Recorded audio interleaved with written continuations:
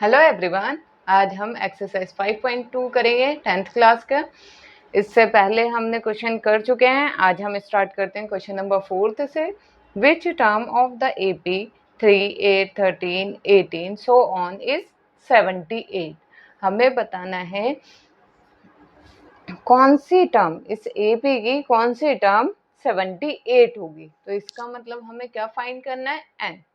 और हमें गिवन क्या क्या दे रखा है, पहले हम वो लिख लेते हैं। पहले तो हमें एपी दे रखी है ये 3, 8, 13, 18 सोन 78। ठीक है, जिसमें से हम लिख लेंगे फर्स्ट टर्म ए क्या है हमारे पास 3, डी कॉमन डिफरेंस क्या होगा A2 माइनस A1।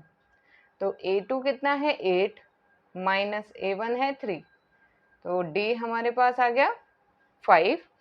एंड हमें एन तो फाइंड करना है और हमें गिवन क्या है एन 78। ठीक है, चलिए हम एन वाला फॉर्मूला लगा देंगे। N is equal to a plus n minus 1 d. A n की जगह हम लिख देंगे 78, ए की वैल्यू 3 प्लस एन हमें फाइंड करना है एज इट इज लिख लेंगे, डी हमारे पास है 5। तो 78, ये 3 इधर माइनस में चला जाएगा, is equal to n minus 1 into में 5। इसको माइनस किया, ये आ गया 75, और ये मल्टीप्लाई में इसके एन माइनस 1 के, तो ये 5 डिवाइड में आ जाएगा, is equal to n minus 1। 5 से इसको डिवाइड करेंगे तो कितना आ जाएगा, 5 1 ज़ा 5, 5 5 ज़ा 25 is equal to n minus 1। Minus 1 इधर आ जाएगा, प्लस का हो जाएगा, तो n हमारे पास आ गया 16। ठीक है, हमारे पास n कितना आ गया 16। इसका मतलब जो 16 टर्म होगी इस एपी की वो 78 होगी। तो हम इसका आंसर लिखेंगे, सो 16th term of an AP is 78। ठीक है, अब नेक्स्ट क्वेश्चन है question number 5। Find the number of terms in each of the following APs. हमें यहाँ पर 2 एपी दे रखे हैं, उसमें से हमें बताना है कि इसमें कितनी नंबर ऑफ टर्म्स हैं। मतलब नंबर ऑफ टर्म्स फाइंड करनी है तो इसका मतलब हमें एन फाइंड करना है। तो इसके लिए पहले हम जो गिवन है वो लिख लेते हैं। ए कितना है हमारे पास 7, और डी कितना होगा 13 माइनस 7। 13 में से 7 माइनस करेंगे तो हमारे पास आ जाएगा ये 6। ठीक है, और हमारे पास ए एन गिवन है 205। ठीक है, यही गिवन है। अब हम ए एन वाला फॉर्मूला लगा देंगे, ए plus n minus 1 d. A N हमारे पास है 205, ए है हमारे पास 7 प्लस एन हमें फाइंड करना है, डी है हमारे पास 6।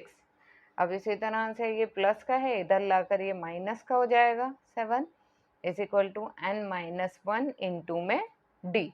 205 में से 7 माइनस करेंगे तो ये आ जाएगा हमारे पास 198, और ये 6 मल्टीप्लाई में है तो ये डिवाइड में आ जाएगा, is equal to n minus 1।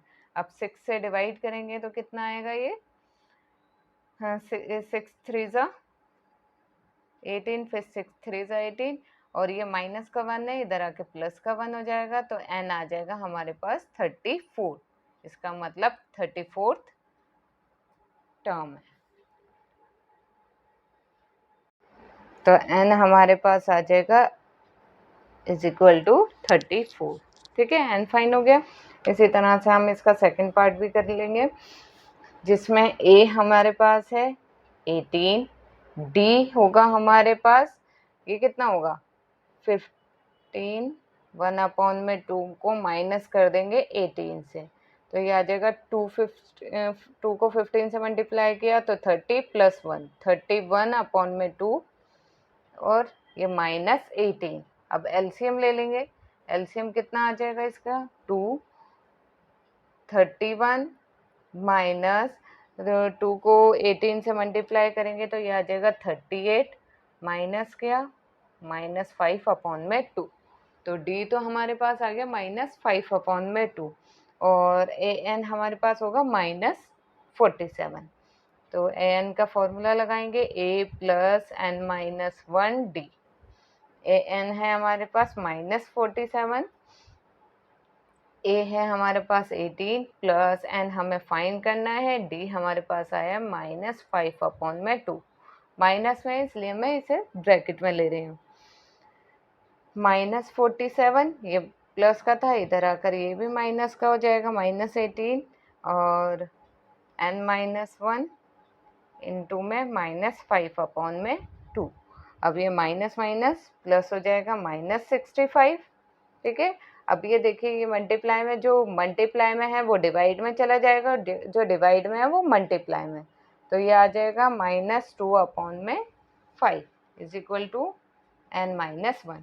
अब ये 5 से कैंसिल हो जाएगा, 5 1 5, 5 3 15, माइनस माइनस प्लस हो जाएगा, 13 को 2 से मल्टीप्लाई करेंगे तो ये आ जाएगा 26 इज इक्वल टू n-1। 1 इधर प्लस में आ जाएगा, तो n की वैल्यू इधर हमारे पास कितनी आ गई, 27। ठीक है, क्वेश्चन नंबर 6 में है check whether -150 is a term of the AP. हमें इस क्वेश्चन में चेक करना है क्या ये -150 इस एपी की टर्म है या नहीं। ठीक है, उसके लिए हम क्या करेंगे, -150 को एपी की nth टर्म लेट कर लेंगे। तो हम लेट करेंगे, late -150 is a nth term of an AP। हमने an ले लिया यहाँ पर 150 और a हमारे पास कितना होगा, फर्स्ट टर्म 11 एंड d कितना होगा 8 - 11, 8 में से 11 माइनस कर देंगे तो ये d कितना आ जाएगा -3। अब हम इसमें n का फॉर्मूला लगाएंगे, n is equal to a + n-1d। देखिए हमें चेक करना है ये कि -150 इसकी टर्म है या नहीं, तो उसके लिए हम n क्यों फाइंड कर रहे हैं, हम n इसलिए फाइंड कर रहे हैं कि अगर n कोई रियल नंबर आता है, कोई भी जैसे 3 4 या 98 या 60 रियल नंबर कोई आता है तो इसका मतलब ये टर्म है। अदरवाइज अगर ये अपॉन में आता है, जैसे 4/9 या फिर पॉइंट में आता है या फिर ये नेगेटिव में आता है, -5, कुछ भी नंबर आता है, या तो डेसिमल में आता है या नेगेटिव आता है, तो वो टर्म नहीं होती, क्योंकि टर्म क्या होता है, एक नंबर होता है टर्म। ठीक है, काउंटिंग होती है, तो वो काउंटिंग क्या होती है, जो नेचुरल नंबर होते हैं। ठीक है, उसमें अगर हमारा आंसर आता है नेचुरल नंबर के फॉर्म में तो इसका मतलब ये एपी की टर्म होगी। अदरवाइज अगर वो नेगेटिव में या डेसिमल में आएगा तो वो हमारी एपी की टर्म नहीं होगी। ठीक है, चलिए हम इसे देखते हैं एक बार।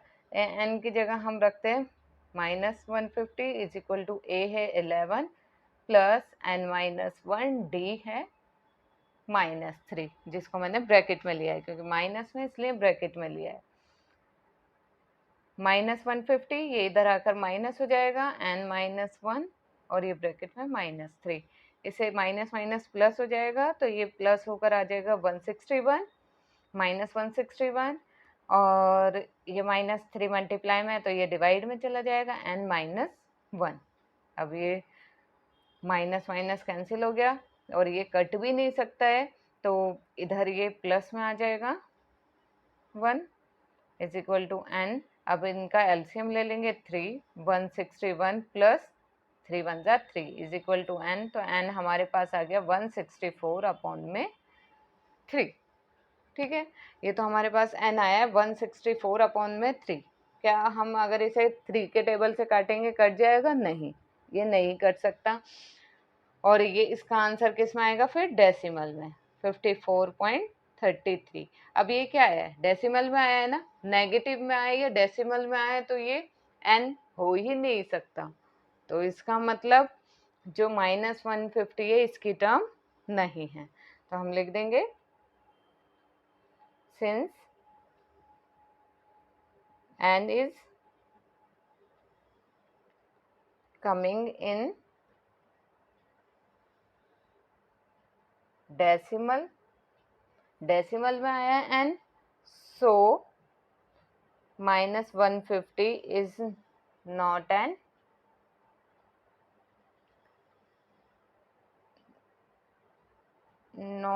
term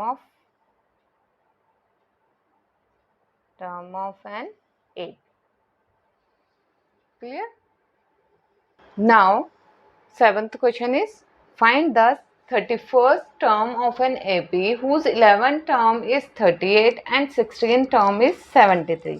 अब क्वेश्चन में कह रहा है कि हमें 31st टर्म फाइंड करनी है एपी की, जिसमें 11 टर्म तो 38 है और 16 टर्म है 73. तो हमें जो गिवन दे रखा है हम लिख लेते हैं उसे. हमारे पास है ए 31st टर्म तो हमें फाइंड करनी है और ए 11 टर्म हमें गिवन दे रखी है 38 एंड ए 16 मतलब 16 टर्म हमें दे रखी है 73. तो जो हमें गिवन दे रखा है पहले उससे ही स्टार्ट करते हैं. ए 11 मतलब 11 टर्म क्या होती है, हम लिख सकते हैं ए प्लस 10 डी. 11 टर्म को A plus 10 D is equal to 38. ठीक है, ये तो हम ले लेंगे इसे फर्स्ट इक्वेशन. इसी तरह से 16 टर्म है हमारे पास. 16 को हम लिख सकते हैं ए प्लस 15 डी, एक कम करके लिख सकते हैं ना डी. तो A plus 15 D is equal to 73. ये हो गई हमारे पास इक्वेशन नंबर 2. अब इन दोनों को इक्वेशन को हम सॉल्व करेंगे. साइन चेंज कर देंगे, इन दोनों को माइनस करेंगे पहले तो साइन चेंज हो जाएंगे, ये कैंसिल हो जाएगी, ये प्लस माइनस माइनस साइन बढ़ेगा. अब इन दोनों को माइनस किया तो ये आ जाएगा -35. माइनस माइनस कैंसिल हो जाएंगे. d is equal to 35 upon में 5. ठीक है, ये माइनस माइनस से कैंसिल हो गया. अब 5 7 ज़ा 35. तो d हमारे पास आ गया यहाँ पर 7. अब d 7 आ गया. अब d की वैल्यू 1 या 2 किसी में भी पुट करके a की वैल्यू फाइंड कर लेंगे. Value of d put in equation 1 में पुट कर देंगे. a प्लस 10 d की जगह 7 is equal to 38. a plus 70 is equal to 38 और a is equal to 38 minus 70. तो यहाँ से हमारे पास a की वैल्यू फाइंड हो जाएगी. a आ जाएगा हमारे पास, माइनस करेंगे इसे, ये आ जाएगा -32. ठीक है, a भी आ गया हमारे पास, d भी आ गया. अब हमें फाइंड करनी है 31st टर्म. तो a 31 कितना होगा, a प्लस 30d. a की वैल्यू -32 प्लस 30 इंटू में d 7, क्या आ जाएगा -32 प्लस 3 7 ज़ा 21 0. अब प्लस माइनस माइनस 210 में से 32 माइनस करेंगे तो ये आ जाएगा 178 और साइन बढ़ेगा मतलब प्लस. तो हमारे पास ये आ गया 31st टर्म कितने आ गए हमारे पास 178. अब question number 8. An AP consists of 50 terms of which third term is 12 and the last term is 106. Find the 29th term. अब क्वेश्चन में कह रहा है कि इस AP में 50 टर्म्स हैं. इसका मतलब हमें n हमें गिवन दे रखा है 50 और थर्ड टर्म 12 है. A3 हमें गिवन है 12 एंड लास्ट टर्म क्या होती है an है हमारे पास 106. फाइंड द 29th टर्म है, हमें फाइंड करना है A29. ठीक है, अब देखिए जो हमें गिवन है पहले वही ले लेते हैं. A3 थर्ड टर्म क्या होती है a plus 2d is equal to 12. ये हमें गिवन है और a की भी वैल्यू नहीं है, d की भी वैल्यू नहीं है, तो इसलिए ये ले लेते हैं हम equation number 1. And second an हमें गिवन है तो an का फॉर्मूला लगा देंगे पहले, a plus n minus 1d. क्योंकि n हमें गिवन है इसलिए हमने ये फॉर्मूला लगा दिया है. an कितना है 106, a हमें गिवन नहीं है, n है हमारे पास 50 टर्म्स थी. 50 माइनस 1 d नहीं है, तो डी भी एज इट इज लिख लेंगे। ये आ जाएगा 106 is equal to a plus 49D। ठीक है, तो ये भी हमारे पास एक इक्वेशन आ गई, तो ये हो गई इक्वेशन नंबर 2। अब इन दोनों इक्वेशन को हम सब्ट्रैक्ट कर देंगे फ्रॉम इक्वेशन 1 एंड 2।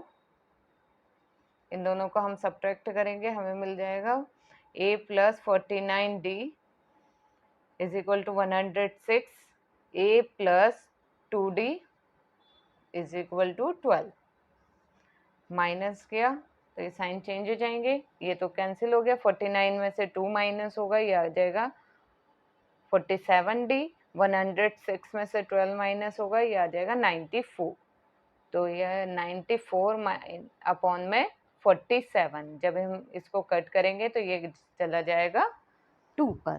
तो यहाँ पर हमारे पास d की वैल्यू आ गई 2। अब d की वैल्यू इक्वेशन 1 और 2 किसी में भी पुट करके निकाल सकते हैं।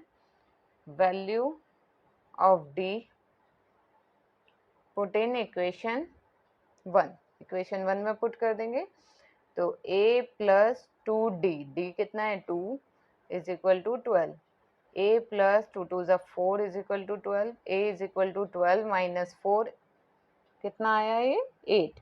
a की वैल्यू आ गई हमारे पास 8। अब a भी d भी आ गया हमारे पास और a भी आ गया, तो जब दोनों आ गए तो हम फाइंड कर सकते हैं a29। a29 को हम लिख सकते हैं a प्लस 28d।